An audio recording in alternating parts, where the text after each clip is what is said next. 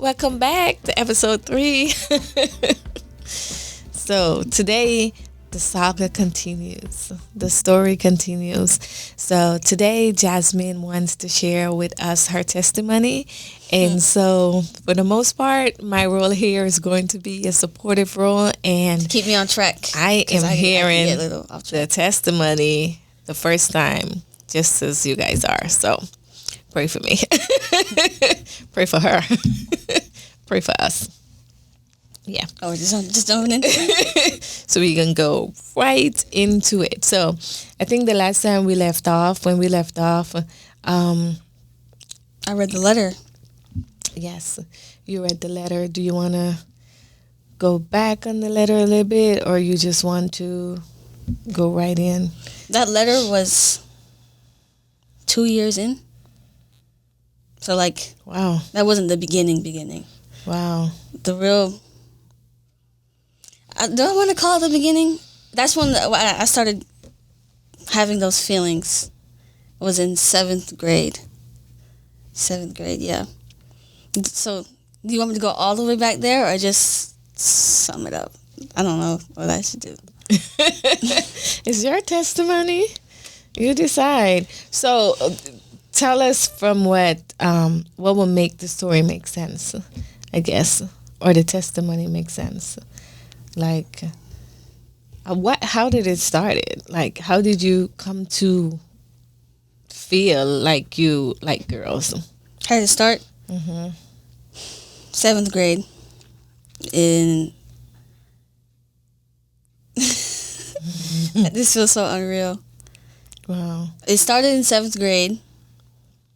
I want to say the middle of the school year. And it was on one of my friends at the time. I had a crush on one of my friends. And I don't even remember when it started. I just remember those feelings. And it seemed innocent at first. Like, it wasn't like nothing too perverse or anything like that. It was just like, hey, she looks nice. She smells nice. And then it just started to, progress. Like, I started thinking about what it would be like to hold her hand and everything like that. And then we just ended up becoming friends. And I don't want to say too much. I feel like I'm already saying too much. Why? But yeah, this continued from 7th grade. It was just those small feelings. Then 8th grade, everybody decided they wanted to jump on the train, and they all said, "Hey, we all like girls. We're this, we're that. We're experimenting with this, we're experimenting with that." So I was like, okay, I feel right at home. I'm not the only one, I'm not the outsider, so I might as well just do what everybody else is doing. So in 8th grade, me and said girl started dating. I think this is one of the only relationships that I had that I actually, what's the word? Called out front, called it a relationship. Like, all my other ones were just like situationships, I guess. I didn't really accept it. But this first one I really did. I guess it's because it was a normal thing, so everybody was like going along with it, so I felt like I didn't need to hide it. 8th grade, that's what happened. Then we broke up. I thought I was depressed. But looking back now, I was just sad, I guess. But 9th grade, nothing really happened. High school, first year of high school, I was just focused on that. I thought I was done after that one. It was not. It was not done. The next time it was 10th. Was it 10th grade? The pandemic. That's when stuff started to get really, really real. That's when stuff started to take a turn. It was when schools first got shut down. It was spring break, right? So we were already away from school and everything like that. And then the pandemic happened. During the pandemic, I started following this one girl on Instagram. And she went to school with me, and I just remember seeing her around all the time and stuff. And then I just started responding to her stories. She would respond to my stories, and I was just like, hey, let's see where this goes. So I ended up getting her number, and then we started talking and stuff. And before I knew it, that was the next serious thing that I got into. And I opened a lot of doors and did a lot of things that I shouldn't have done in that relationship. A lot of stuff that I don't even think Jada even knows about, but that went on for 2 years. 2 years. It was on and off, on and off, on and off, on and off. Because during that time, we would have the dinners and stuff with all of us, and Granny came over on Sunday, and we would have dinners, and we would all talk. And I would just feel really convicted during those meetings and stuff like that. So I would text her, hey, we can't do this anymore. I got to get right with God. I'm sorry. And when you say, just to pause, when you say meetings, we will have those meetings. You're talking about our regular family meetings, like no, not family. The dinners, family dinners. Family dinners. We have a regular family dinners, and we would just have conversations that come up during dinners. We would have conversations that just came up during dinner, and those are the conversations you're talking about.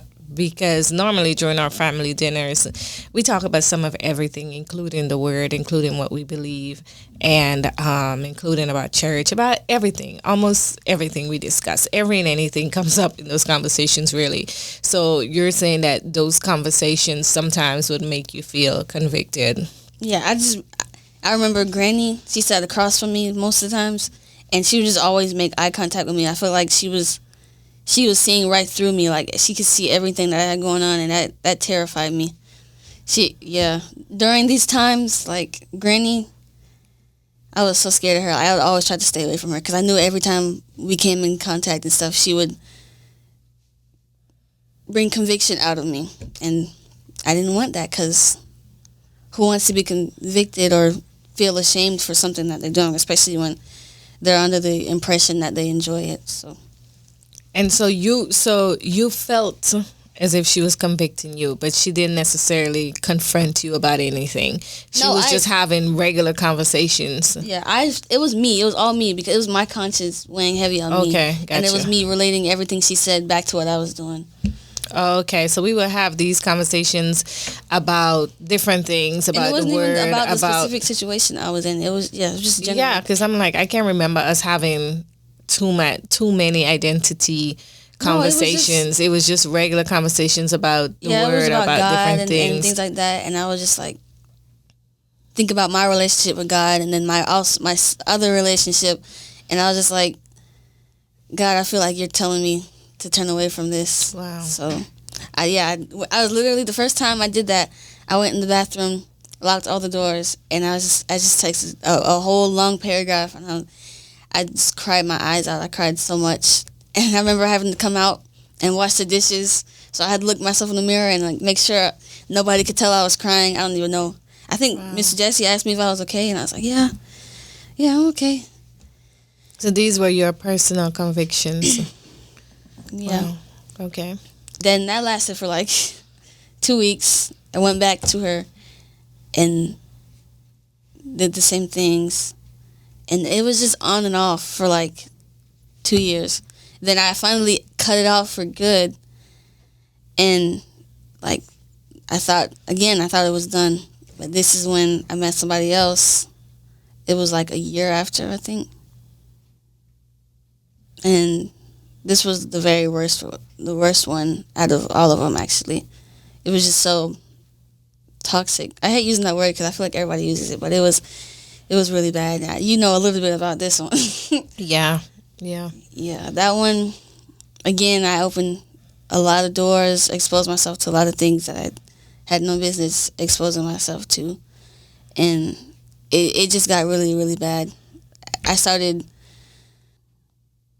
experiencing attacks, like not physical attacks, but like spiritual attacks. Mm-hmm. I would have these dreams. I would get sleep paralysis. I was what is he? Not discouraged, not ashamed. What was the word? He would just beat me down. Convicted. Not that's not the word. But he would just beat me down and bring the devil. Okay. Sorry. I was about to say who was beating you down. Okay, yeah. The devil would just beat me down and I guess convict me, make me feel bad about myself. Condemn. Yes, that's the word. And Mommy even said it. I would walk around. I just looked tired, and I just looked dejected, and yeah. I looked not, what's the opposite of confident? What's the opposite of confident?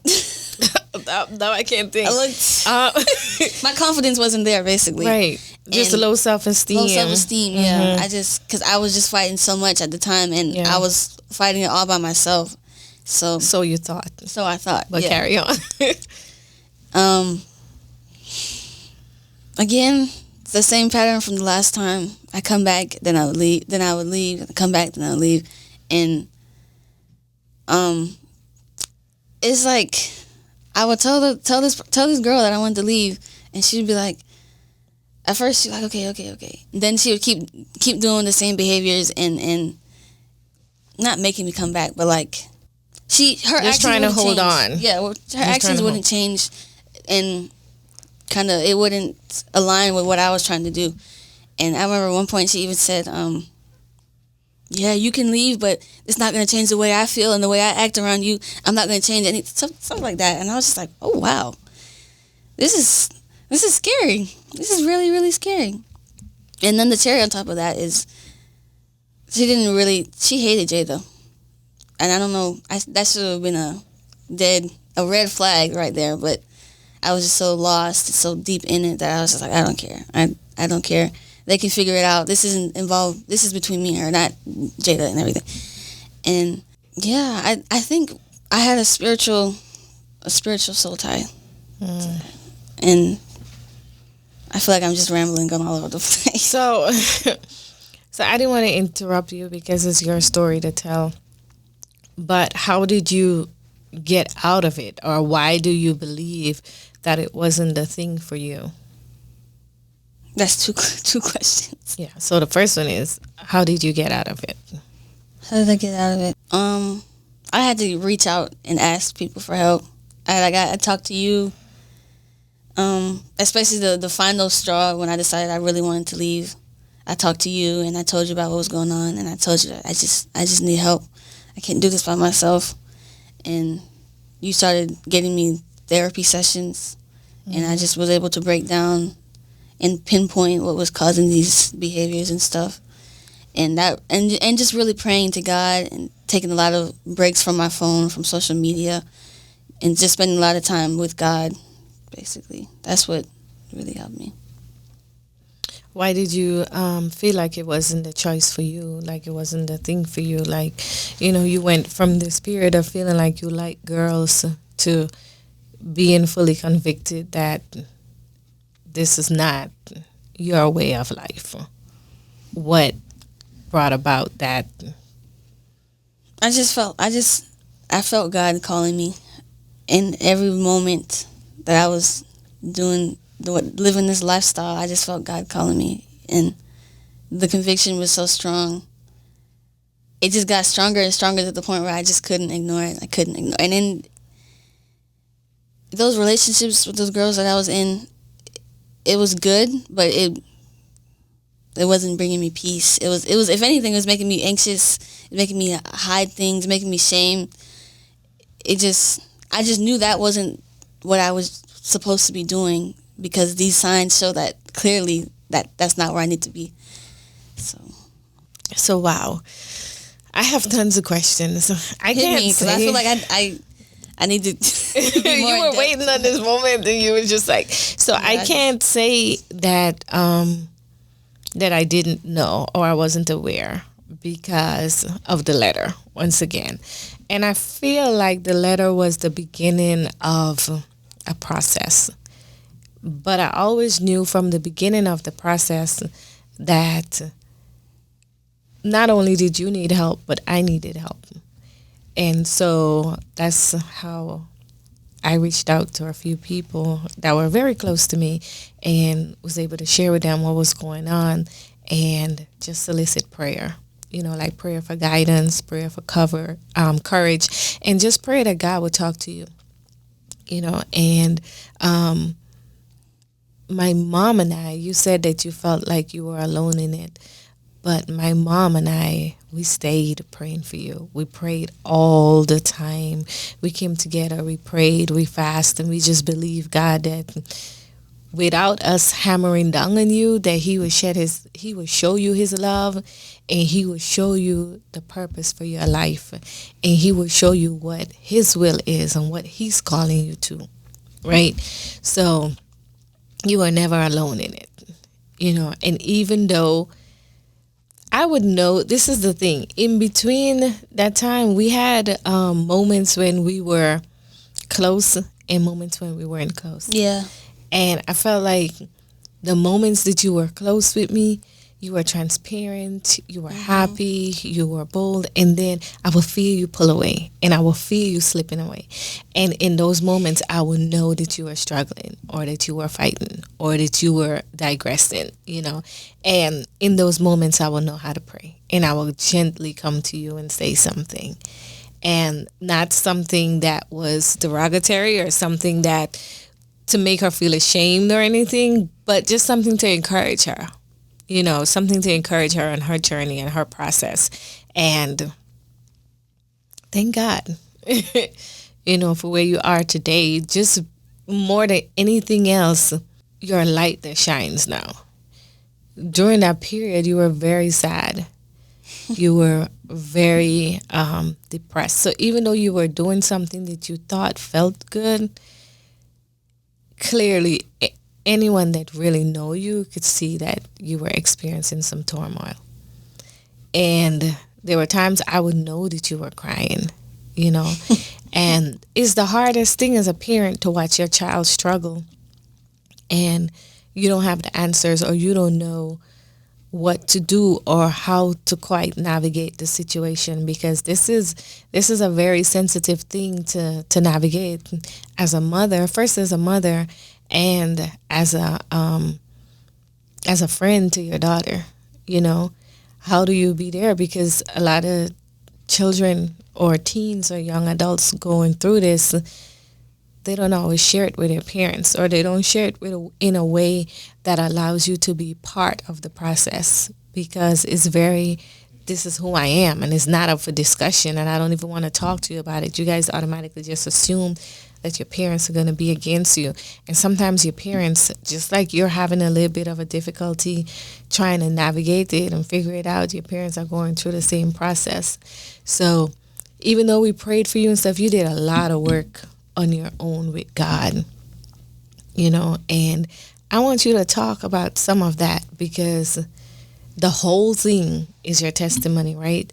And you didn't get out with your own strength.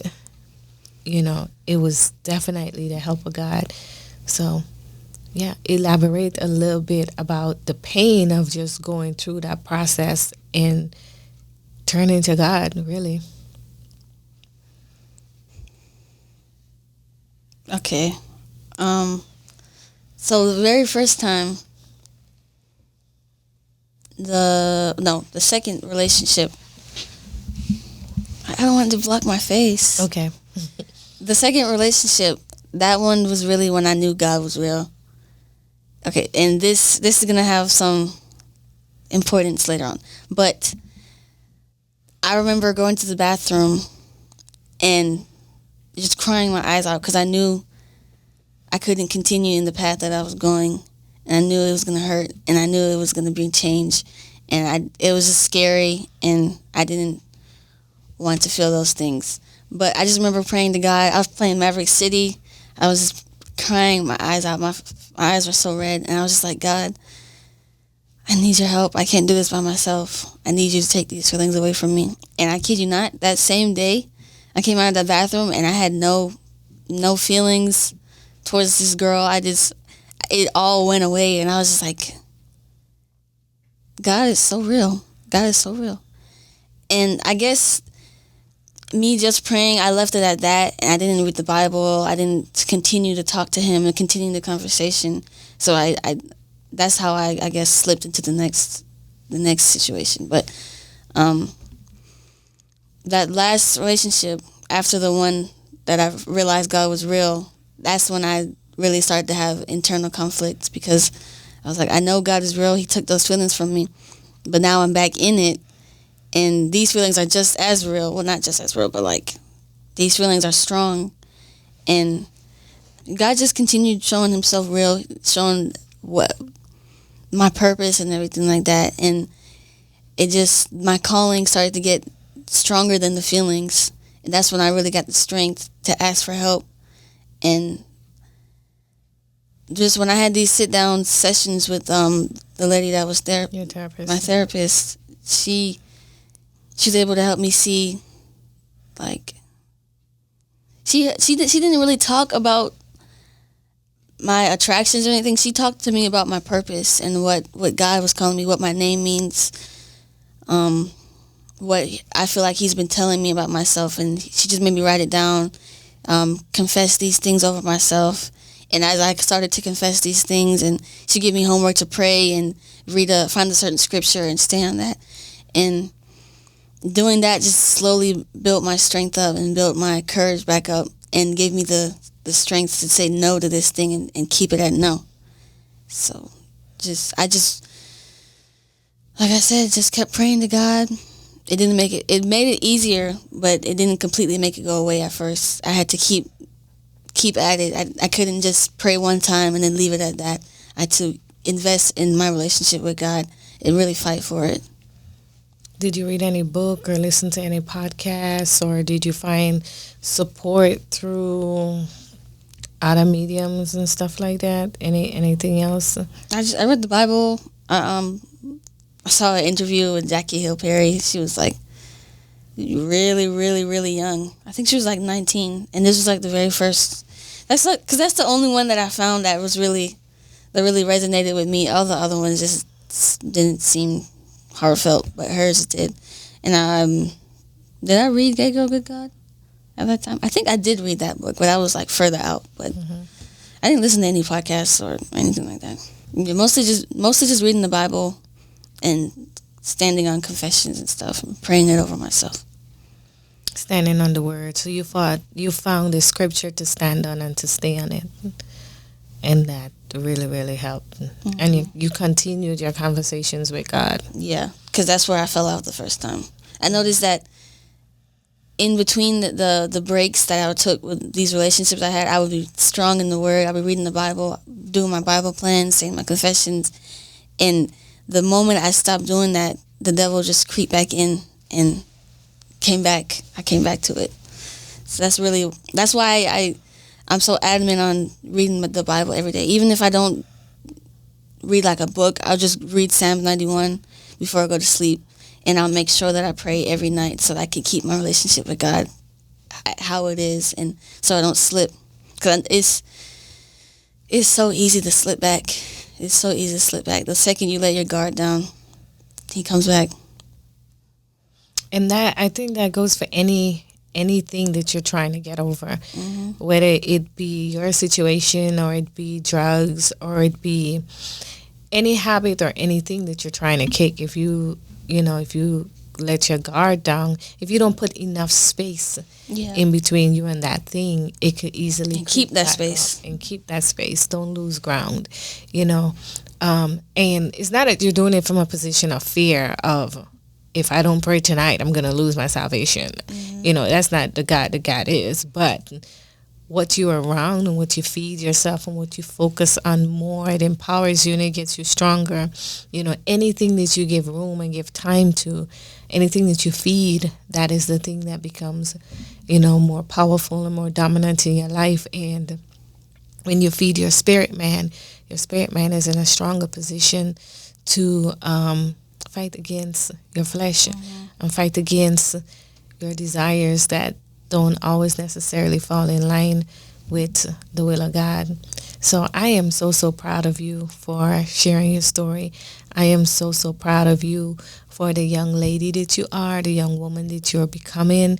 Thank you for your testimony. I hope it wasn't confusing to anybody. I think it's a process. Like I was spitting it out. I think more is going to come out. Now that it's out there and you can really talk about it. I think you were a little bit nervous right today sharing it, but we thank you nevertheless. So we'll wrap this episode up and we'll talk about it some more in the next episode. See you then. Bye.